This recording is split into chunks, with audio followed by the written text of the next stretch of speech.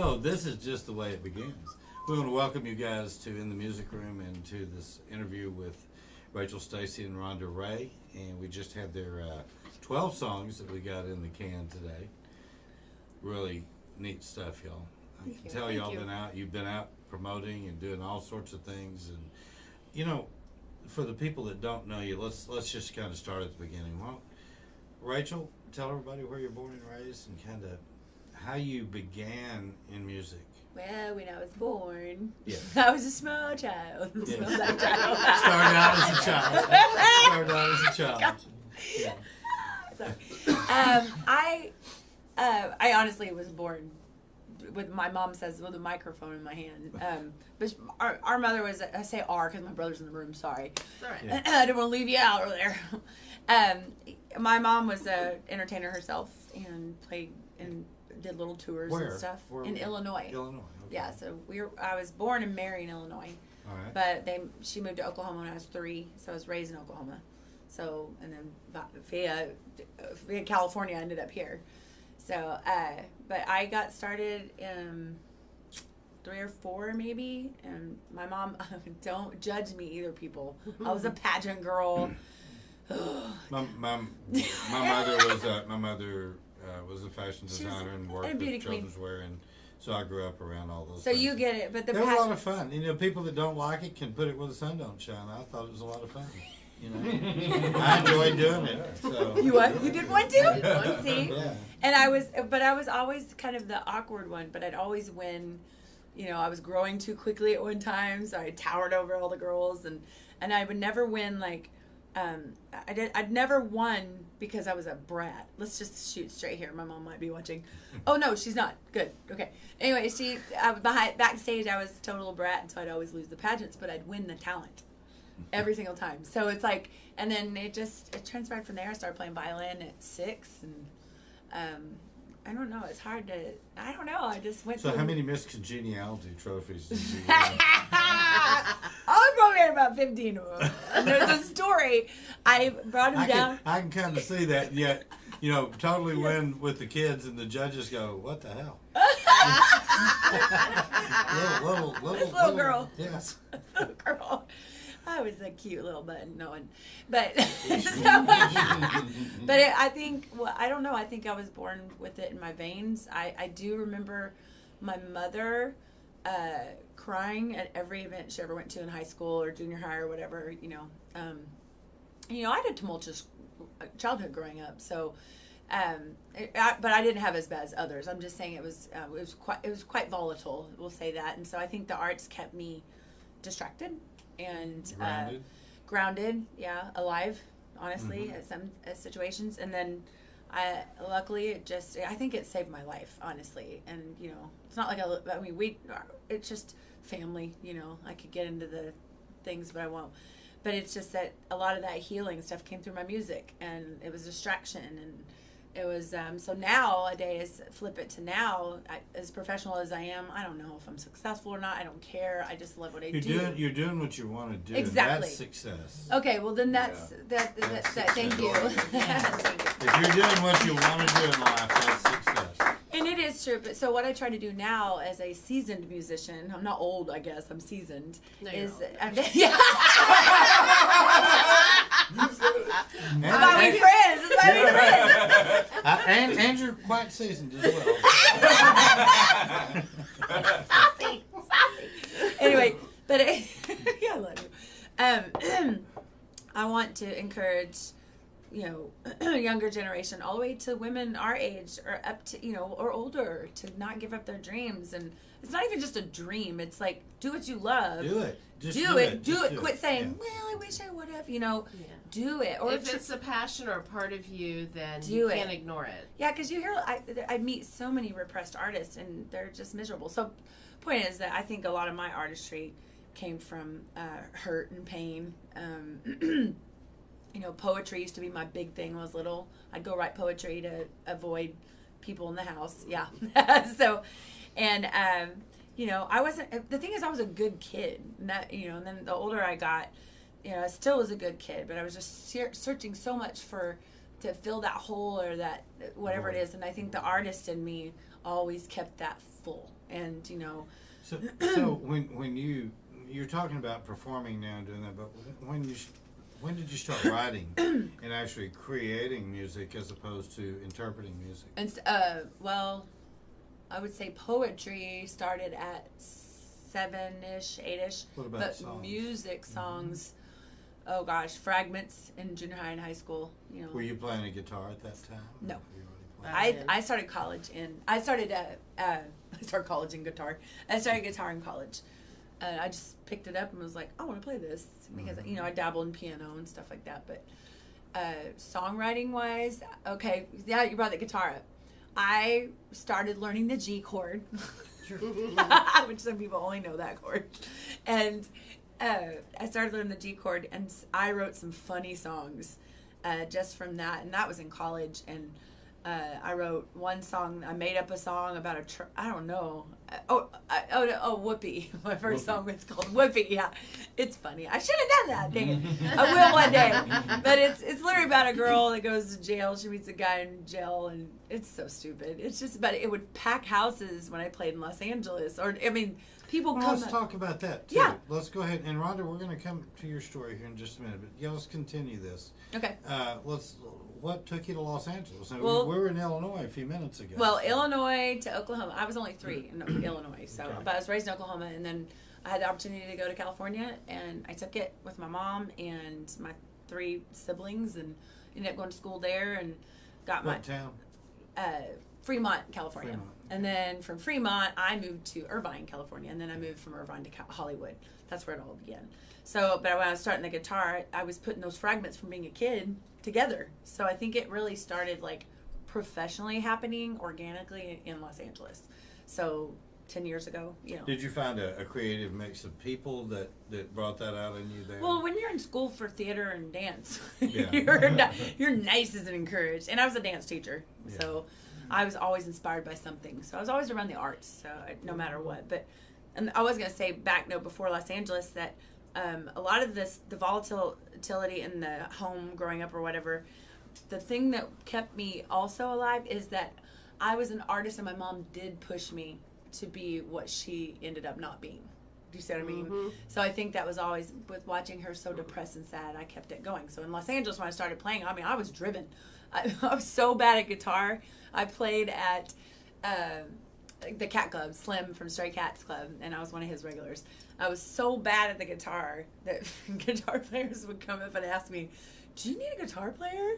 I found out later they were like, loved my voice, but they were like, good God, tell her to get off the guitar. So, you know what I mean? Yeah, there's a point where, Yeah. you've got to get to the point where you feel good about it and you are good about it. Yeah, and I think I was just so driven to get out there and get my songs and you guys to hear my stories and see someone actually, you want to do psychology, to be seen and be understood. Sure. I want someone to hear.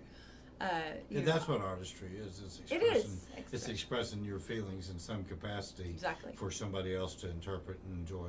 I Isn't it? I mean, that's what I think. And you were talking about being, and I'm sure she might have same story in a second, but the professional side of it kicked in, 10 years ago or more, and it for a while it becomes business. It's all about the deals and the Grammys and blah blah blah. And really, if you're a true artist, it is not about that.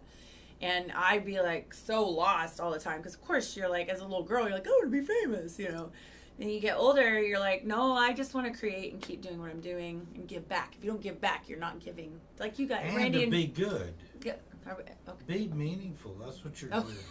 Exactly. I thought you meant be good. No, I said that's and to be good. I mean, to be good, to be able to be good at what you do and have that confidence to where you can take your music out there. That's an important step too.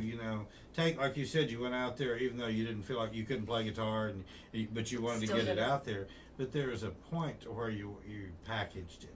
Well, and then the point happened within a year. I played so much and got involved with the right people in Los Angeles, and I was very lucky. I mean, I worked with a lot of celebrities, big names. I've kind of told the story about Slim from Stray Cats and Lemmy from Motorhead. They were kind of my little mentors. And they were always like, stay off the casting couch, know your instrument. if you're going to look like this, you got to know how to talk to the boys, meaning in corporate. Yeah. Meaning as a musician, you don't want to turn my, did you turn that thingy down? You know, Yeah. and it was great to be mentored like that, because I deal with that on a daily basis, where I deal with musicians that never learn that. And so I get to give back to people like Rhonda and other girls, and you know, you'll find out from her that it's just that the way music has created me as an artist is that I am going to have on my grave died trying. And because you're never perfect until you're dead. Well, the more you give, the more you get. Yeah, like you guys. My grandmother used to say, "Them what has gets," and I think that's. I mean, that was just an old expression, but I think that you know, you got to get it. You got to take it. It's yours. Your music is your music. Your music is your music, Rhonda, and they're both substantial. So you just got to package it and sell it. Get people to listen to it, and that's what we're doing. We're trying to just help you get people to listen to it. Well, you do get tired of, because she's learned a lot last few years of the business rat race, you know. Well, and listen, you guys we're the know same that. way. Yeah, You know, it's like that in the music business or not in the music business. Exactly. It's what you deal with. And not making a living. You know, someone made a joke about us. Oh, you don't make money in music, and no, you do. It just depends how much heart you put into it. Well, Proverbs says, "He who seeks silver will never be satisfied with silver." That can't be the reason you do it. Right. You God, no. Yeah, because if it is, I built it remember around Susan Gibson, who wrote Wide Open Spaces. Wide Open Spaces. And she was in here and she said, "I'm not in this business for the dozens of dollars I make in it," you know. She, And you know. you have to, and it is funny. I do have people now go, "God, you're doing what you love," and it's so foreign to them. You know, they're. Oh yeah, most people are just living in existence, doing what they've got to do to survive. Well, and to have people say, "Rachel, you're such an example because you keep going," is another reason. I don't do it for that, but I mean, it's about the songs. Well, it's in the the giving business. back. Yeah. You become better since you started trying to share with Rhonda probably mistakes you made you don't want her to make. I mean, I'm sure that there's a lot of that. You know, that mentoring. There's a lot of that. I mean, that would have to be, you know. Absolutely. So let's hear a little bit about Rhonda. Yeah, and then we're going to come back to how y'all met. Tell us your story. Where were you born and raised? I was born in St. Louis, Missouri, and I grew up in southern Illinois, and I got all the farmer genes in my dad's family. I have an ag business degree, and Are you on farmersonly.com? no. Just had to ask. Does everybody think that is strange like that? I'm sorry. Apologize. I just have the just jingle in my head. Can't take you anywhere. They did their job. I know, right? But They didn't even know that was your jingle, did they they? didn't. Hope they don't charge us for that. Nah. But yeah, I grew up around the farm, and I loved ag, and I loved horses, and I have an ag business degree, and all I wanted to do when I got out of school was drive tractors and rodeo. Did that for a very long time. But as a kid, early in my, 7 years old, I think I started piano. Music was a real big part of our lives. It was important to my mom. It was simpler times back then where she would sit at the piano and play, and we would all sing, and started on piano. Like Little House on the Prairie now compared to what kids do. But started out on piano. I loved music. TV was never my what I went to. It was always music. The first band I was ever really into was the Beatles, and I was when I was in grade school. And when I was, I have pictures of me like around that age where I would stand on the toy box. That was my stage. Cowboy boots, cowboy hat, guitar, and I sang to Kenny Rogers tapes. And he had that song "Love Lifted Me," but I thought he was saying "Love is Technique." So I was like 5, 6 years old singing "Love is Technique" in the living room on the toy box stage. And little did you know. Little did I know. So I was messed up at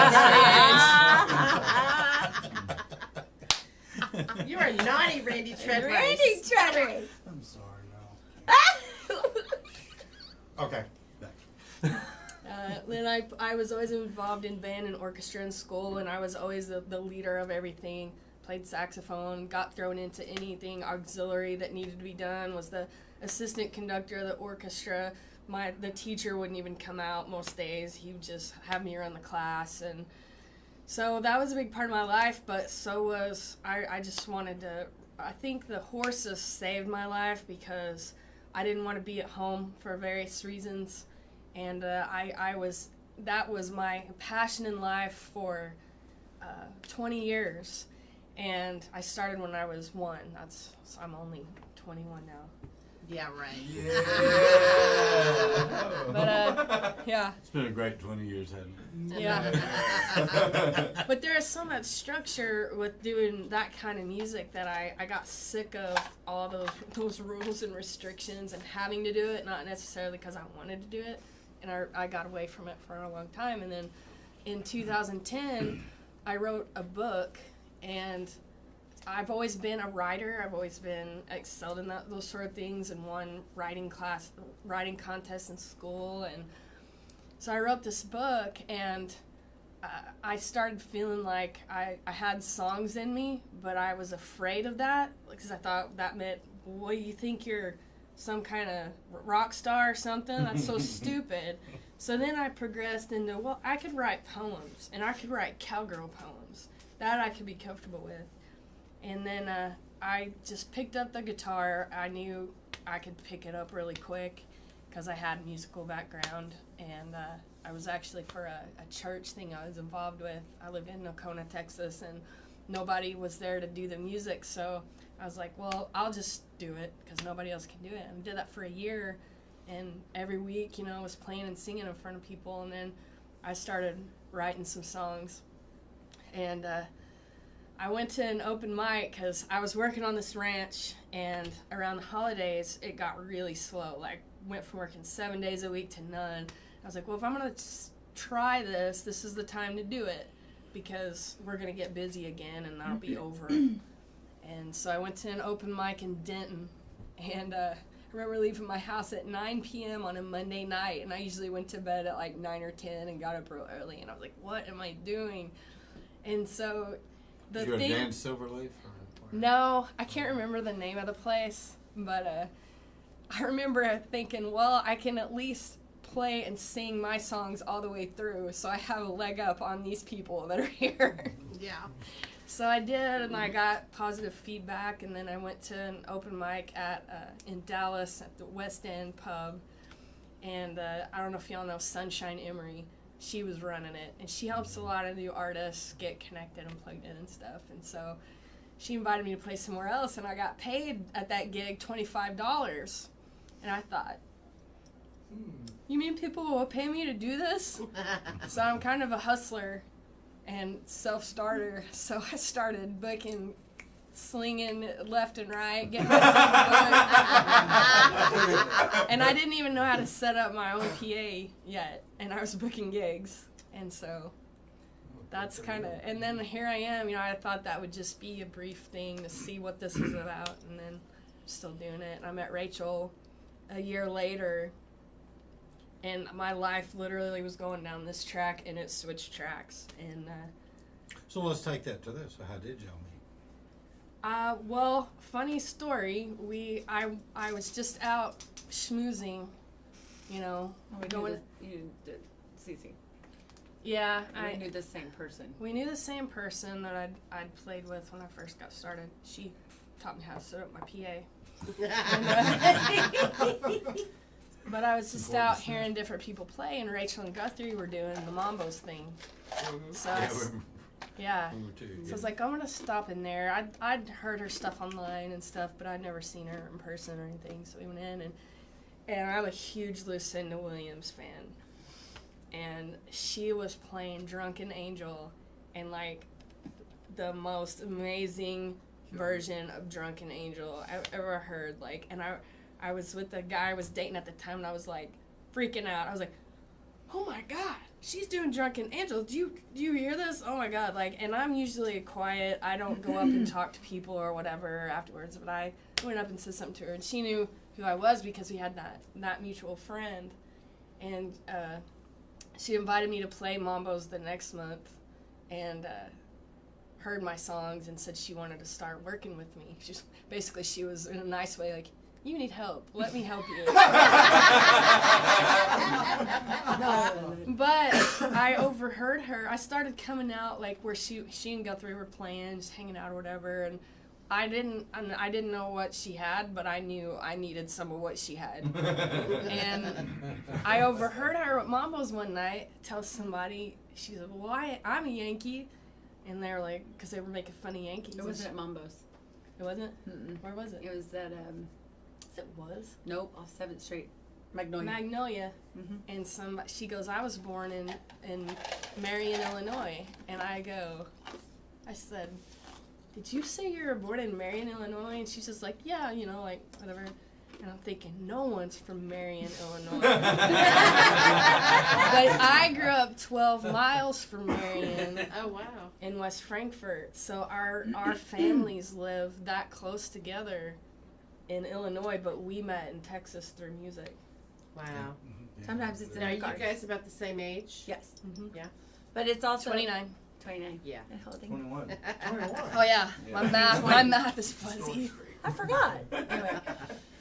Well, and then she came up to me because she knew who I was through CC, one of our other singer friends, and we started, when she came to Magnolia, I had her sit in with us, and she had this awesome song, but it was like 7 minutes long. It's like 4 minutes in, and I'm like, oh, hell. I go, she was new, but I'm not saying, Zeppelin had 7 and 8 minute songs, But there's that. Yeah, there's Zeppelin, exactly. So, but and then she came and did Mambo's with us, and I loved her songwriting. I was like, oh my God, I could structure this girl, and because I've worked with other women artists and produced instrument stuff, and she came to my studio. Like you guys know, I have a recording studio in my house. Well, I did. I just moved, and. Now you've got it here. So Now you yes, got I it got it here. We met, and she was like gonna work with me. I was like, cool. Oh, yeah. I lived out in Nakona, so I said, well, I'm gonna move to the Metroplex to do this music thing, I guess, and because I was playing enough where I could make that move, and I said, I'm gonna move to the Metroplex, so let me call you when I get down there. And I was trying to move to like somewhere West Fort Worth or whatever. Well, I wound up moving to Arlington. And the person I rented a room in a townhouse. This person knew Rachel and Guthrie already. He's a big music supporter. And I mentioned that I was going to be working with her, and he goes, oh, she just lives a mile down the street. I moved a mile away from her. Oh, wow. Small world. So y'all, it may be kind of meant to be together. Y'all playing together. Yeah. Now she can't live without me. There you go. It's funny. I think she may be right. Yeah, I think you've grown very accustomed to her being there. Yeah, That's a no, I comfort mean, zone, I see. well, and what Very nice. when my record was coming out, my last Full Circle was coming out. That's when I met her. So that's when my CD release and all that, the listening party and all that stuff. And I was just stressed. I used to I would have interns come in from UTA and do all the paperwork and stuff like that. Because the business, if you're not under a label anymore, or even have a band working with you, each person has a role, which is what I came from. My band in LA, but. I was dying. She's like, hey, do you want me to help you? I was like... I thought about it. I I was like, I can help her. So you've helped each other. And she didn't know anything about, you know what I mean? Yeah. She knew nothing about the music industry, but she knows everything now. You Yeah. know what I mean? So Right. it's kind of, it's cool to watch someone grow that, and I can, we're totally different personalities, but songwriting wise, Complement we one really, another. and that's Yeah. what I'm saying is I've been out on radio tour after radio tour with my band, and it is so tiring. It's just tiring. And Matt was on the road with us. They'd wake me up at 3, and I'd be like in the back of the car. But I was exhausted. There's no way to rest. No. And Yeah. you got 4 or 5 people, and I'm I gotta make sure everyone's okay. Like one time, one of my band members goes, "Are you ever gonna be a lead singer?" And it really hit me. I was like, oh, you guys can take care of yourselves. Okay. But I was always worried about everyone and tired and exhausted. Yeah. And it's cool to have someone out there who's like literally do it. I mean, I don't know. It's just a good fit. You know what I mean? We go from radio station. We're like sister. We're like our families. They call it literally my brother. You guys can't date, but you guys are. But it's like, and her family's my family and stuff like that. But that doesn't happen. That doesn't happen very often when you are. Not with girls. Not with girls. And Right. like Helen and I hit it off, and like someone else in music, but I always strive to be for the girl, the pro girl, I don't have time for the geek. I just don't. I don't, and I want to be positive, and even I can be an a-hole myself. I can be. No, but what I mean about that is because I'm a woman. We have hormones. We lose our sometimes, but when you have someone, she can too. I mean, and there's surgeries and things like that. Yes, poor thing. I'm gonna give you one of these too. Rumor has it also that Rachel is going to be producing your album. That's right. A lot of people who see us from the outside think that I'm just in Rachel's shadow or that she keeps me back or whatever, when the opposite is what's really true. Like, the reason I'm at the place I am now with music, with writing, which songwriting is my number one passion, is because of playing with her, every gig and for the past few years. Yeah. And it's an honesty thing too, And so, the way I look at it, and I learned so much in this past year with Boomerang coming out and being such a part of the business, that, if you're only about yourself and being the front and all about you, you shortchange yourself, I feel like, because if you're an artist, if you know who you are and you understand the business, then you can be true to yourself. Where I look at it as, I get to be a songwriter, and I'm only going to grow in that. I get to be a backup singer in her band, where I get to just be part of it and do that thing where all the pressure's not on me, but I just get to help her look good. And really? You Your band. No, I'm just kidding. You're right though. You're playing the part to put the frame around. So I get to, and then we do our Right. duo thing or whatever. So, and I can go by myself and play somewhere solo acoustic. So, Can I interject with that right there? The solo acoustic. get your finger out. Get your of my finger. face. Get your finger. I'm not touching you. Anyway. I'm not touching. But the cool thing about her, what I learned from her, let me tell you what I learned from her. I didn't start out acoustically doing 3 and 4 hours. I started out doing acoustic 45 minutes, and usually I was either with someone or it was just real quick. I meet her, girl can go sit in a restaurant and play for 4 hours by herself. I'm like, how do you do that? Like it was especially because I'm a fiddle player.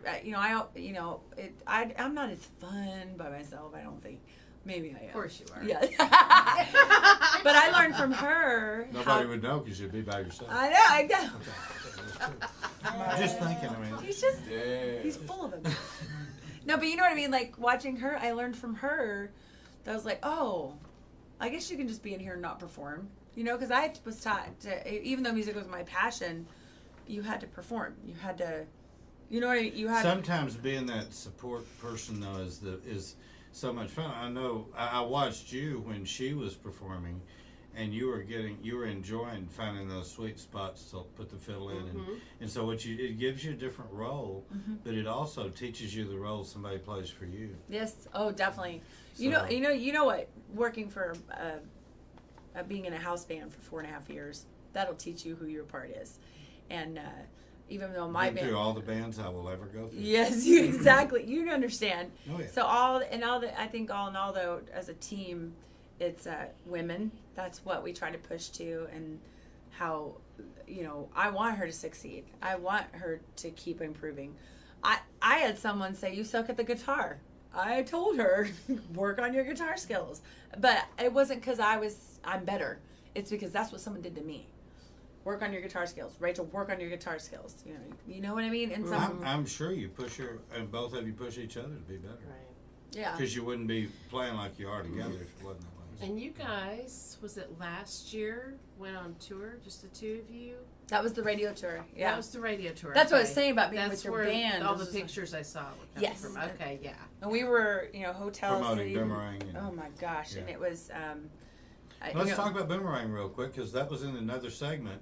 So let's talk about the success of that song, too. Well, Boomerang was like I said, it was just a shocker that it was. I was shocked that it just did as well as it did. I thought it'd be like a little introduction, because in Nashville now they're like, Rachel, say goodbye to the small people. It's time you're here. And I'm like, I don't know what that means, but what does you're here mean? To me, it just means I'm on the national circuit now. I'm no longer regional, and I've been worldwide as far as like distribution and stuff like that. But, and then, my first tours they still push me regionally, because that's where the money is regionally. But to have my national out there, my first national, it didn't feel any different. I've been doing this for years. It wasn't new. It was like, what does that mean? You've arrived. I don't know what that means. So the success is because of the work we put into it. Our people that donated to helping us with the promotions and, the travel and stuff like that. We didn't have a record label. That believe. They believe, yeah. And it's really quite a blessing to have. We have about 10 people that are just solid. 2 of them are here right now, and Michael and Jamie. What I've found over the 14 years that we've been doing in the music room is that I found this very common amongst the artists who are going out there and really taking it everywhere that they can take it.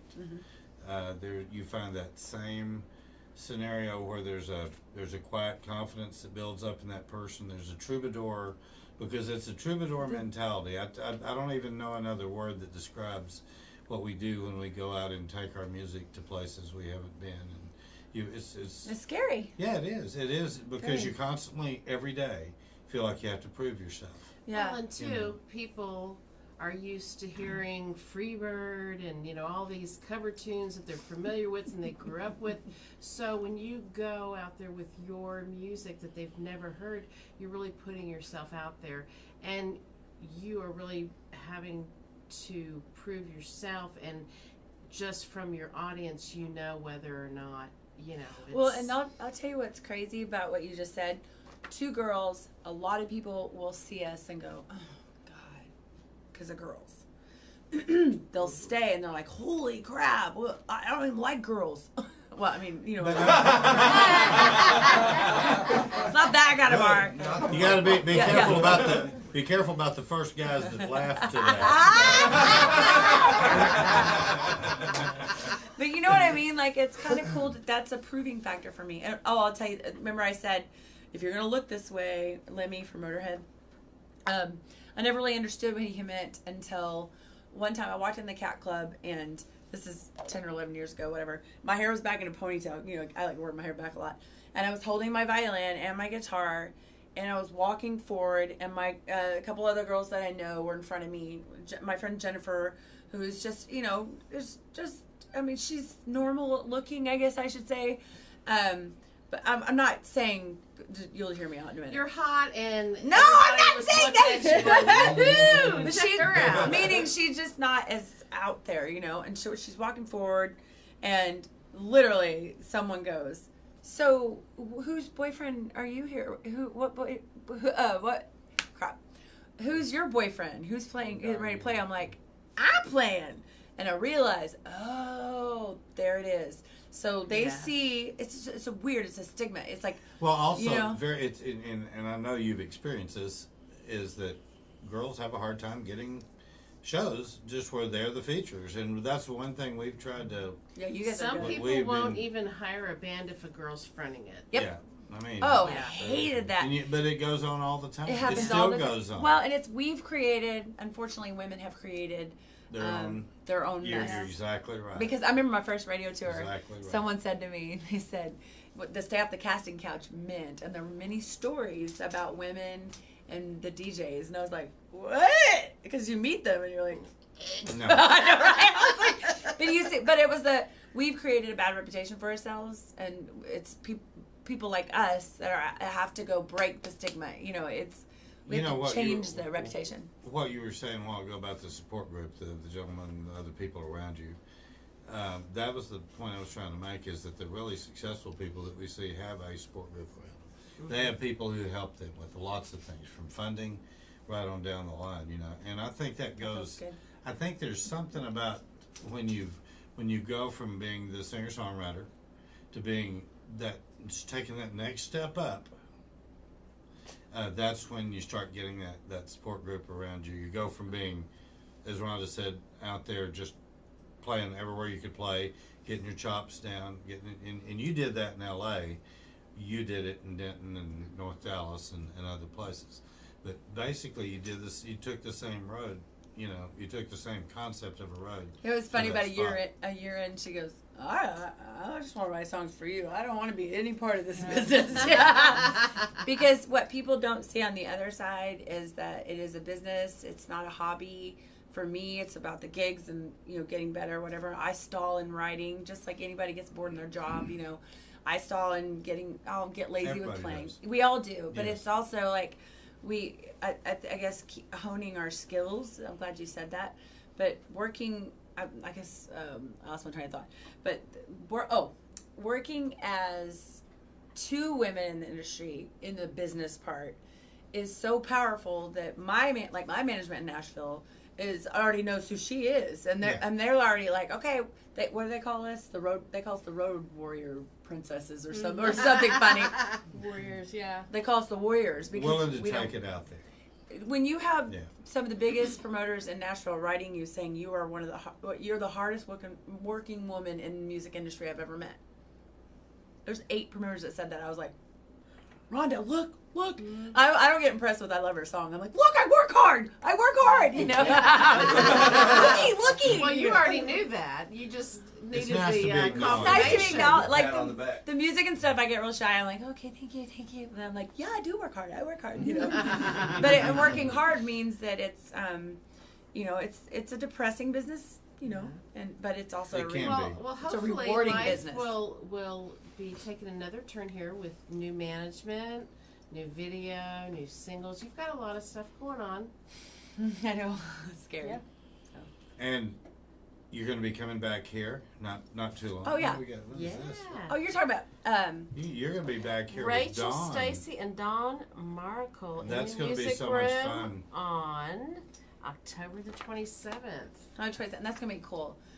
Maybe I'll get management out, but I was gonna tell you, Dan Mitchell in Nashville.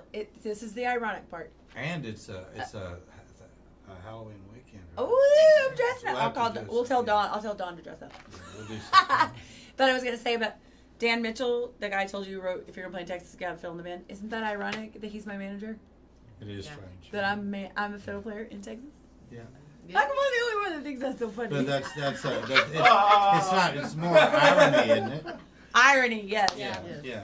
So Yeah. And by the way, have you met Dawn? Have you ever met Dawn? no, you've just told me. Y'all All gonna that. have I feel like ball. I know her already. You're gonna have a ball together. Because you're just both rockers. You And both put it if you're not together. gigging that night, we'd love Come on to down. have you. Yeah. You sit up on the front row with me, and we can harass Harass them. them. Yeah. I think we need to make that happen I too, do Rhonda. too. Come on. Yeah. You can And we're harass gonna them. have to get. We got. You know you're gonna be back in here. We don't even need to say Oh, that. yeah. So you're part of what we do. Well, I just want to so. tell you guys, this stuff like this is what we look forward to, and sometimes it's just I don't care. There's not a packed, you know. I mean, this is a taping, but that like even 5 or 6 people, or just anybody who appreciates music. Without you guys, we have nothing. So, That's right. I mean, It takes the artist. And thank the you artist. guys. So I want to thank you guys for coming, and I want to thank all the audience for coming. Gene and Barbara, Bruce, thank you so much. Gabby, thank you for what you're doing in Reno. But Helen, I got to say, you're the warrior, because you know we're doing 50 shows this year in here, and that takes a lot from you. And I just want you to know how much I appreciate all the giving that you do. Oh, thank you, Randy, for having us. It's an honor. It's an You're honor. the cutest couple ever. I always swear, but now you're married, even cuter. It's been fun. We had a great time. Thank you for having us. Thank and you. Yeah, I look forward to her record. I look forward to all of it. And Yeah. I know our listening and watching audience is the same. Yay. Y'all keep on tuning back in. Yeah. And you're in the music room. Yeah. With Rhonda and Rachel. And Helen and Randy. And Junior Bob and all the others. Have a good one. Night night. 3 hours and an H. Yes. Thank you, guys. We done. We done. Little Okay. R&R.